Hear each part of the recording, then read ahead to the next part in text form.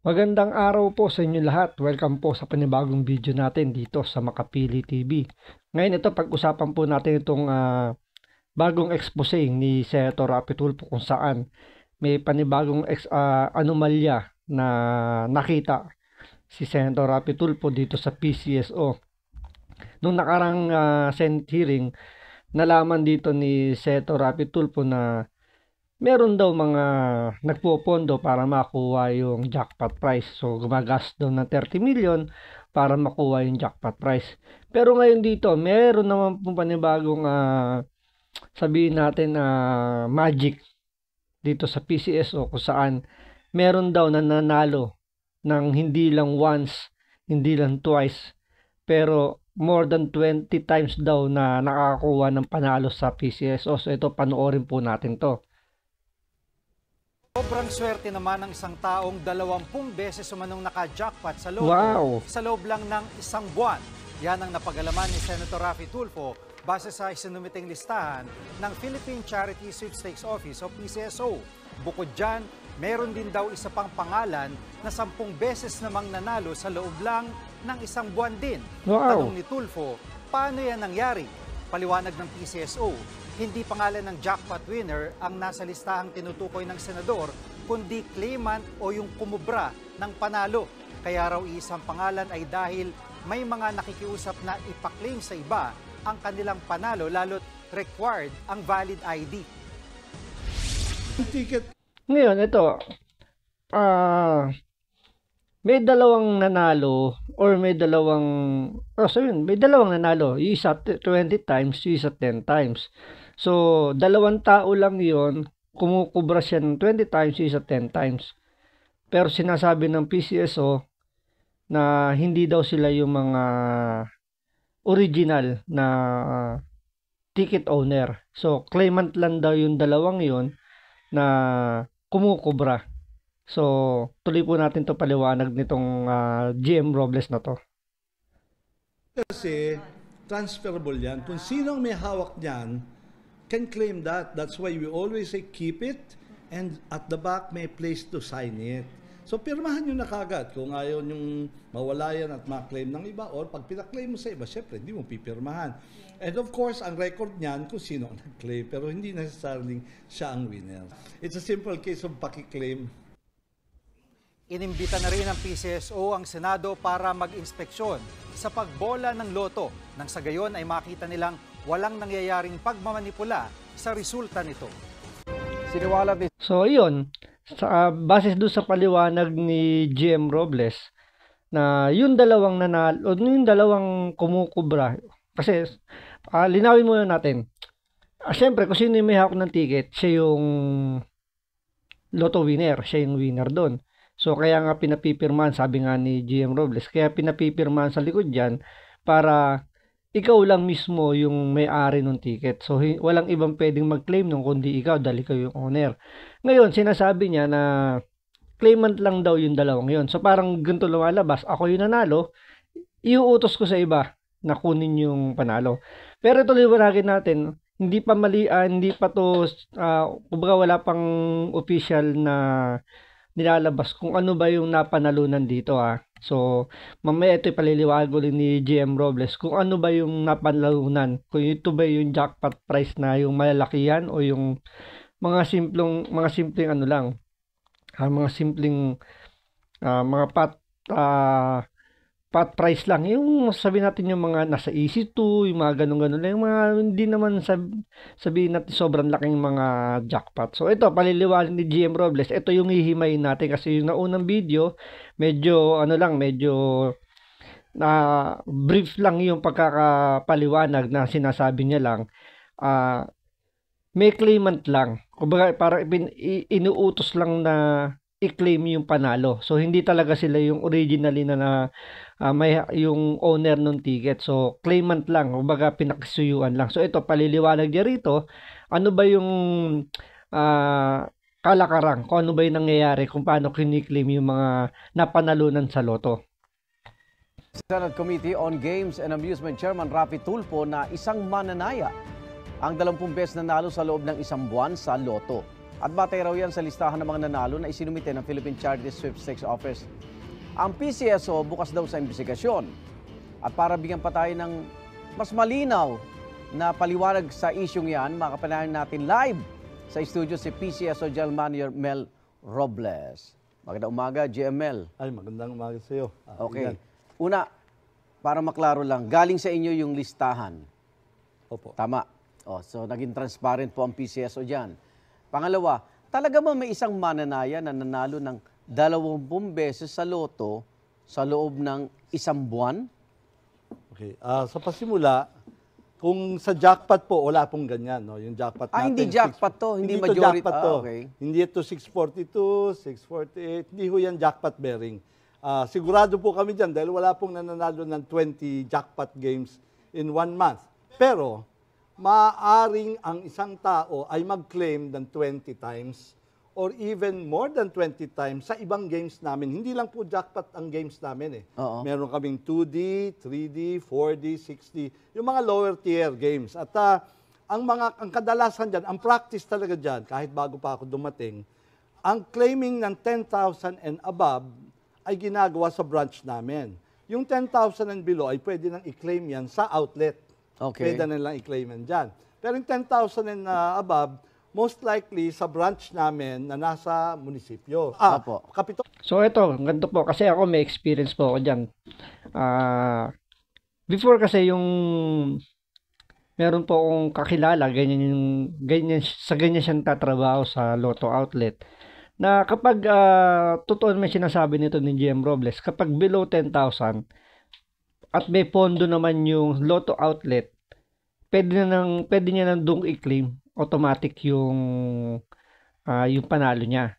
So, pero siyempre kailangan may supporting documents like yung valid ID para ma-claim niya yung panalo niya na below 10,000. Ngayon, kung more than 10,000, kailangan mo pumunta kaagad sa opisina ng PCSO para doon i-claim yung panalo mo. And then yun nga, mag-show ka pa rin magpipresent ka pa rin ng valid ID. Ngayon, kung halimbawa, pwede mo namang iutos, totoo naman yung sinasabi niya na pwede mong ipakisuyo sa iba unless kung yung lotto ticket is wala pang pirma sa likod. So, pwede mong ipa-claim sa ibang tao yun. Yun nga lang, ang problema lang doon, kailangan mapagkakatiwalaan mo yung pakikisuyuan mo, kakilala mo, mapagkakatiwalaan mo. Hindi lang basta kakilala kasi kahit naman kakilala mo kung gusto kang dengguyin, pwede itakbo yung ticket mo kasi wala mo naman pirma yun, so siya yung magkiklaim. So, technically, sa kanya mapupunta yung pera. So, ganito ang magiging sistema. Sinasabi rito ni GM Robles na pinakisuyo nga lang daw yung claimant o yung nanalo sa loto, ipakikisuyo niya doon sa taong pagkakatiwalaan niya. So, ang pipirma doon sa ticket yung magkiklaim. So, sana nag-get po ninyo medyo gumulol ng konti pero sana mag-get nyo na pwedeng ipakisuyo yung panalo sa ibang tao. Kung halimbawa busy ka or wala kang valid ID, pwedeng ipakisuyo yun. So, pero ito tuloy po natin kasi medyo may konting sablay dito na napansin dito yung sabi ni Rapi Tulfo na kasi dun sa record na binigay nila, hindi naman siguro nakasulat dun na eto claimant lang. Kaya napansin ni Rapi Tulfo na bakit meron ditong tao na 20 times nanalo within a month. Yung isa naman 10 times. Isang tao lang din pero mag-ibang tao to Yung isa 20 times, yung isa 10 times na nag-claim ng panalo sa loto. So, siyempre ito paano questionable yun. Paano nangyari na sabihin natin hindi naman nangyari. Sabihin natin napakaswerte naman tong dalawang to. Yung isa 20 times na nanalo, yung isa 10 times. Yung sinasabi ni GM Robles na pag below 10,000, pwede sa Lotto Outlet. Kapag 10,000 and above, sa opisina. So, gawin natin medyo makatotohanan. Doon muna tayo sa 20 times. Kung yung 20 times na yun sa opisina kinlaim, So, ibig sabihin, more than 10,000 yung panalo. Pero lagay mo natin sa 10,000. 10,000 times 20, lumalabas is 200,000 yung kinubra nung tao na yon. So, kahit paano sabihin natin, malaking halaga pa rin yun, 200,000. Yung isa naman is 10 times. So, times 10 is 100,000. Eh kung hindi lang hindi lang 10,000, halimbawa, more than 10,000 yung panalo nun. So, kung ita-times mo dun sa 20 times or sa 10 times, medyo malaki pa rin yun.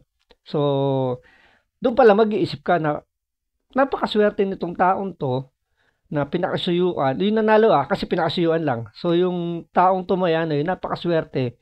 Sa loob ng isang buwan, kumita siya ng more or less mga 300,000. Yung isa naman is more or less mga 150 to 200,000. Depende kung magkano yung ni-claim niya. So, hindi mo pa rin masasabing maliit na lang yun, halaga. Malaki pa rin yun. Diba? So, ang punto lang dito ni Rapi Tulfo, parang napakaswerte. Paano nangyari yun? May isang tao, 20 times nanalo within a month. Yung isa naman 10 times. Diba? Yun yung pinaka-question doon. Hindi naman doon kini-question kung claimant ba yun or yung owner mismo ng ticket. Pero ito paliliwanag dito ni GM Robles na ano ba yung naging sistema? Kapitolyo, most likely Kapitolyo. At kung ikaw ay nasa probinsya, ang access mo lang ay outlet, pupunta ka pa sa Kapitolyo kung saan ang aming branch ay nando doon. So for that matter, ang ginagawa ng iba, makikisabay na lang doon sa may-ari ng outlet, uy, pakinaman. Siguro at a discount, maybe, or ibawas mo na pamasahe mo. Kasi yung iba walang ID, minsan physically hindi kaya. So these are regular. Bago pa ako dumating, ganyan na talagang practice yan. Paki-claim. So ibig sabihin yung nanalo, pwedeng hindi siya ang kumuha? Yes, yung claimant ng winning ticket is not necessarily the winner. Kasi hindi ito jackpot. Hindi jackpot. Yung jackpot, personally ka pupunta sa PCSO. Ito, mga ibang games ninyo. Lower tier ang tawag namin dyan, mga mas mabababa. Yan. So, posible nga na 20 beses nanalo itong... Nag-claim. Let's clarify that. Okay. Posibleng 20 times na nag-claim or even more. Na hindi siya ang nanalo. Not necessarily. Kasi... So, yun. Medyo doon tayo nagka-problema. Kasi sabi niya, yung nanalo is pinakisuyo niya lang na i-claim yung ticket, yung panalo niya. Ngayon, hindi niya sinagot yung tanong ni Arnold Clavio na isang tao lang yung nanalo ng 10 times, pero isang tao lang din yung nag-claim. Pero sabi ni GM Robles, halimbawa, nasa probinsya, ipakisuyo niya rito. So, ibig sabihin, yung nanalo na yun is nasa isang lugar lang. Get nyo? Kasi, pwede namang, halimbawa, hindi naman pwedeng ako tumaya, Quezon City ako. Yung isa tumaya, nasa Makati siya. Yung isang tumaya, nasa probinsya. Yung isang tumaya, nasa Mindanao. Tapos isang tao lang magkiklaim. Medyo hindi ka panipaniwala. Di ba? Paano makiklaim ng isang tao yung panalo na yon kung iba-iba yung tumaya? Ibig sabihin, may representative yung taga-PCSO na, halimbawa, merong nanalo na mga walang valid ID, ikaw na lang mag-claim tapos ibigay mo na lang, di ba? Parang hindi naman hindi ka panipaniwala, di ba? So, ibig sabihin, lumalabas, isang tao lang yung nanalo talaga. Yun yung punto ni Rapi Tulfo. Hindi yung, ilabas na natin yung yung usapang, yung grand prize sa 645 o 658 na yan. Hindi na yun yung punto ron. Ang punto, may isang tao na kumukolekta sa PCSO. May claimant. Sabihin natin claimant. Sige, claimant. Pero sino yung nananalo? Kumbaga parang may nagpa-front lang doon sa tao na yun para kunin yung panalo. Yun yung punto. Hindi na talaga yung jackpot yung pinag-uusapan. Di po ba? Get nyo, parang, halimbawa, sabi nga rin, balikan natin yung tanong ni Arnold Clavio. Ng winning ticket is not necessarily the winner. Kasi hindi ito jackpot. Hindi jackpot. Yung jackpot, personally ka pupunta sa PCSO. Ito, mga ibang games ninyo. Lower tier ang tawag namin dyan, mga mas mabababa yan. So, posible nga na 20 beses nanalo itong... Nag-claim. Let's clarify that. Okay. Posibleng 20 times na nag-claim or even more. Na hindi siya ang nanalo. Not necessarily, kasi parang pay to cash na check yan eh. Oo. Pag hawak mo, yun yan eh. Di ba? So, sa listahan nyo, GM, na-verify na ba sino itong tao yun to? Yes, at meron pa kaming, may tinindang pa nga kaming mas malalaki. At doon nga lumabas na may mga outlet owner na talagang ganyan ang gawin. And we will present that pag kinailangan nila. We will ask them. So, ibig sabihin, may isang lotto outlet na nananalo, na nagpapanalo, or nakakapanalo, di ba? Tapos, 20 times na, mas marami pa raw, sabi niya, di ba, sa kanya nanggaling. Mas marami pa, mas malaki pa raw yung kiniklaim. So, ibig sabihin, kailangan talaga imbestigahan kasi paano nangyari yun na sa isang lotto outlet, may 20 times na siya nakakapagparado ng more than 10,000. Kasi sabi niya, pag sa outlet lang, pwede ng direkta kunin yung panalo. Kung may pondo yung outlet store na yon, kung 20 times mananalo yun, ibig sabihin, mauubos yung pondo, kailangan pumunta sa opisina ng PCSO. So, talagang may rito, may something fishy or sabi nga natin, mayroong nararamdamang naaamoy na kakaiba rito si Senator Raffy Tulfo, kaya kailangang imbestigahan talaga ito ng Senado dahil napaka-imposible ng ganong practice. Pero sabi nga nito ni GM Robles, wala pa siya, yan ay yung sistema. So, ibig sabihin, matagal na palang matagal ng modus to sa PCSO na talagang ginagatasan to ng sindikato. Kasi hindi naman makilos ang isang tao lang dyan. So, sigurado to, sindikato tong nakapasok dyan sa PCSO na kayang manipulahin yung sistema ng PCSO. Kasi PCSO mismo pinapayagan yung ganong klaseng kalakaran na 20 times isang tao lang ang mag-claim. So, ibig sabihin, hindi naman daw sigurado kung isang tao lang daw yung nanalo. Pero, based dun sa record nila, isa lang yung nag-claim ng 20 times. Yung isa naman 10 times. So, dalawang pangalan. Pwedeng, sa 20 times na nanalo, is iba-iba yung nanalo. Iba-iba yung, yung original winner. So, pinakisuyo lang daw sa isang tao or yung pangalan ng outlet. So, dito malalaman natin sino ba yung owner ng outlet. Kasi kung hindi magtutugma yung pangalan ng owner ng outlet tsaka doon sa claimant, so ibig sabihin, may problema. Kasi kung yung lalabas doon na sa tao ng outlet, siya yung mismo yung nag-claim dahil pinakasuyo, sabi niya, pwede pa siguro lumusot yun na pinakisuyo lang. Pero kung ang lalabas doon ibang tao yung nag-claim, pero sa isang outlet, doon tayo may problema. Kaya kailangan talagang imbestigahan to ni Senator Raffy Tulfo dahil pera po ng taong bayan na pinag-uusapan dito dahil yung pinantataya dyan, taong bayan po yung tumataya dyan, so hindi yung pera mismo ng gobyerno. Although, napupunta pa rin sa gobyerno pero naiipon yan dahil sa taya ng tao. Kaya kailangan imbestigahan po talaga yan. So, hanggang dito muna. Abangan po natin sa mga susunod na video natin kung ano yung matutuklasan pa rito ni Senator Raffy Tulfo kasi magkakaroon pa po siya ng hearing dito. So, ito, maraming salamat po sa panunood. Ingat po kayo lagi.